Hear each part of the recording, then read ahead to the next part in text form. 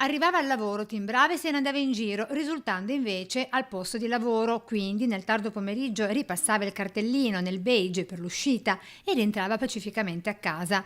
Così per 14 giorni, tra l'agosto e il novembre del 2006, per protestare contro il demansionamento subito l'anno prima, da vigilante a personale di accoglienza del Museo Concordiense.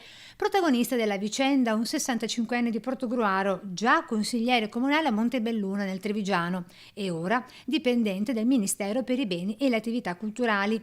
In prima istanza accusato di truffa, ma secondo la Corte d'Appello di Venezia il danno non sussiste e così ieri lo ha assolto, ribaltando il verdetto del Tribunale di Venezia e la condanna a 7 mesi e 10 giorni di cella, più 350 euro di multa deciso un anno fa.